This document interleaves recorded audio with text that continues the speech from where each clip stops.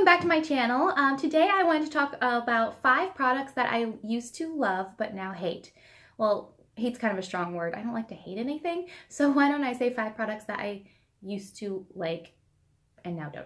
That sounds better than hate. So there's, I pulled 5 products that when I got them, I loved them. I'm pretty sure I talked up at least 3 of these in some of my other videos. And now that I've been using them for a while, I'm just not a big fan. The first product that I used to love is the Urban Decay Rehab Makeup Pret Pretty Gritty Skin Polish.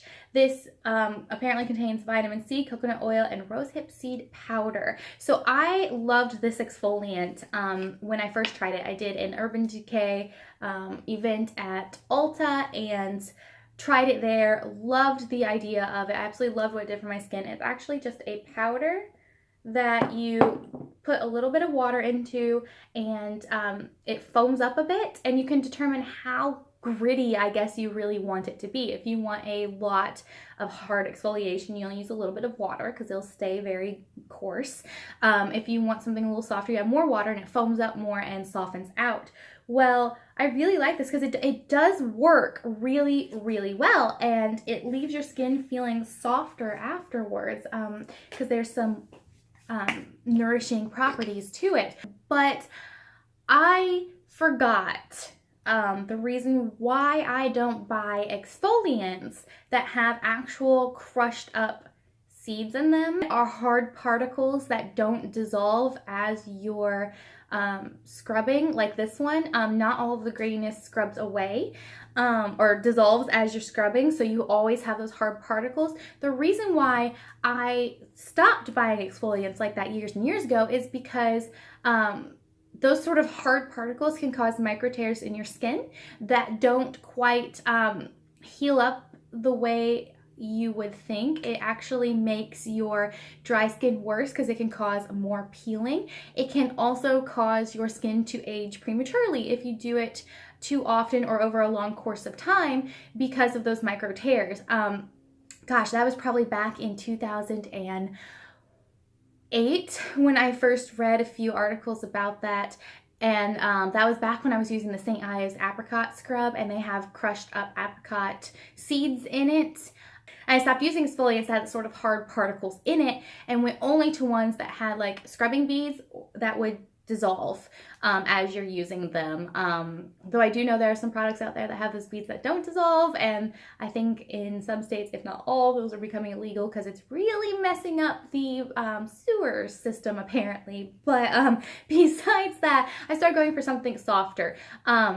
So I actually have stopped using this because of that. I don't want to cause micro tears in my skin. I want to preserve it for as long as I can. So this has gone up on a shelf and I haven't really touched it since.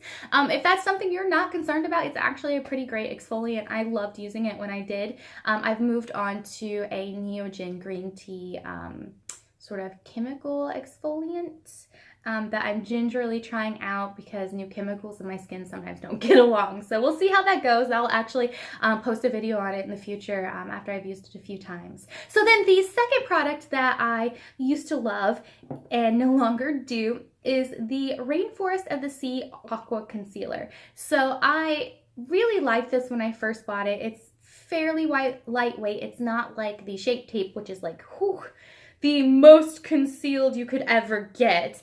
It's definitely lighter. It has a nice consistency to it and you can blend it out very well.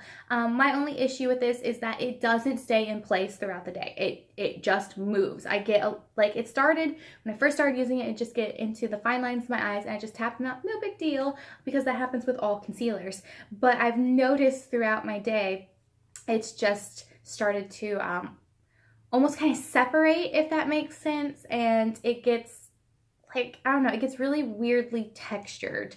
And it might be because of the under eye product that I'm using, but I like the under eye product way more than I like this concealer, and I would rather replace the concealer than the under eye product because I feel like my under eye cream does way more for me than this. So I used to really like it, and I felt like when it was warmer out, I didn't have as much issues with it. So I don't know if it's the weather change, now it's getting a little cooler and my skin's changing, or if it's just that it's a little old now and it's just gone bad. I don't know, but I'm not a big fan of this anymore. And then along those same lines, I know that I have sort of raved about this foundation, but I'm no longer enjoying the Tarte Rainforest of the Sea Water Foundation. The shade I have is in Fair Neutral.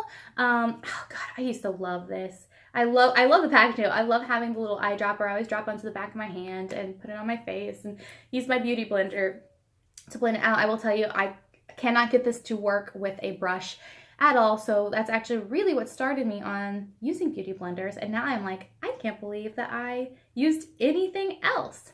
I really shouldn't say beauty blender. I use the Real Technique sponge. Beauty blender is the expensive one, and I never felt the need to spend $20+ on a sponge, if that makes sense. But anyway, so when I first started using this, I think it was at the beginning of the summer, maybe late spring. This worked really well for my skin. It went on beautifully. It had that sort of lighter weight coverage that I was looking for. It didn't feel so heavy in the warmer months. And it was great. This is actually my second bottle. I went through the first bottle and I bought another one.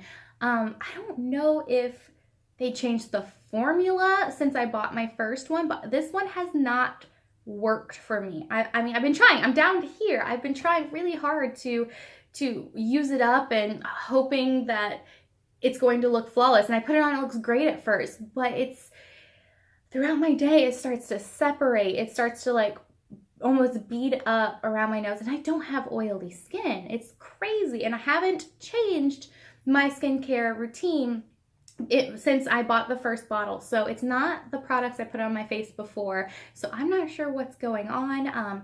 It doesn't stay in place throughout the day. If I have little patches of dry skin, it starts to cling to them and it looks cracked on my nose, and it wears away on my chin, though I do have a problem of doing this, so I know that I'm helping that, but it's not that great anymore, and I don't know why. It's not that old, I don't think. It's probably like 3 months old. But it used to be great, and now it's not. So I will not be repurchasing this foundation again. I'm on the hunt, actually. I actually tried the Sweet Peach Too Faced foundation they released, and I actually really liked that when I swatched it, but it smells horrendous. I could never put that on my face. Anyway, so I'm on the hunt for a new foundation. If you guys have any recommendations, let me know below, because it is the hardest thing for me to find a foundation that works for my very sensitive skin. So anyway, the next one I'm going to talk about, I'm actually really sad that I don't like this anymore. This is the Near Skin Dermacosmetic Dustless Defense Sunblock. So this is a Korean product. This is actually my second or third bottle of this. I love this sunblock. Whenever I would use it, it didn't irritate my skin like a lot of sunblocks do. A lot of sunblocks cause my rosacea to kind of flare up. I didn't get that with this. It went on beautifully. It didn't leave a white cast, which is always something I look for in sunscreen. And it went well underneath my foundation. But then I bought this bottle, and I don't know if they've changed the formula, but I bought this bottle, and from day one, it just got so greasy on my face. I couldn't rub it in. It was just gross. It made my face feel disgusting and dirty, and it left a white cast, which it's never done before. I took it over with me to England, and it was actually in England was the first time I used it. And I was wondering, did taking it on the plane change it? Did the pressurization or the temperature drop in the cargo hold or something, did that alter this formula? I don't know. But I have not been wearing it. I tried it a few times there, and then when we got back, I tried it over here as well, and it just leaves my face looking like a total grease ball, and it just ruins all makeup I put underneath it. So I have stopped using this, and I will not be repurchasing it, and I'm really sad because I absolutely loved this sunblock. So I'm also on the hunt for a new sunblock. Right now I'm using SPF in my makeup products, and that's about it. And I go out on walks a lot, so I do need to replace my sunscreen soon. And finally, the 5th product I'm going to talk about might take some people by surprise, because honestly, I can't say I've ever heard anything bad about it, but it is my Naked 3 Urban Decay Eyeshadow Palette. So this palette is well loved, as you can see. Oh, there goes brush. It's absolutely well loved. I am pretty much out of these 2 colors, and I have hit a few of these others very well. Some of them, honestly, I haven't even touched. Some of these darker ones, no. But I love this palette. I used to wear it every single day, and then I moved on to other palettes, and then when I came back to this one, the shadows, I just don't see what I loved anymore. I'm not a big fan of the colors. They're all kind of similar all the way up, but the shadows just don't blend very well. They're not very pigmented. I have to really work to get color on my eyes, which I don't like to do any work in the mornings because I am not a morning person. And I thinking back, I'm like, yeah, you know, I've always kind of had to work with this palette, especially putting in some of these shimmers onto my eyelid. Onto my eyelid.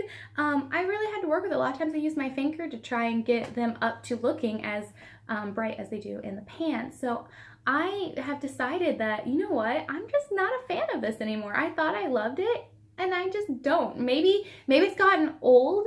Maybe, you know, maybe the shadows have gone bad. I can't honestly remember when I bought this exactly, but thinking back, like, I had to work hard with this palette, harder than I think I should have. So I am not buying another one of these once I'm done with it, which I can't say I'm ever going to touch it again. Honestly, I should probably declutter. I should probably do a declutter video. I have a few things I want to get rid of. But yeah, so I'm probably going to declutter this. I kind of just held on to it because it's the only palette that I have that's like fully nude. And I'm a huge fan of rose gold. But man, this just, nope. I'm done with it. I don't really want to use it anymore. So those are my most recent 5 products that I used to love. I hope you enjoyed this video. If you liked it and want to see more like it, don't forget to hit the subscribe button. Let me know your thoughts down in the comments below, and I will see you in my next video. Bye!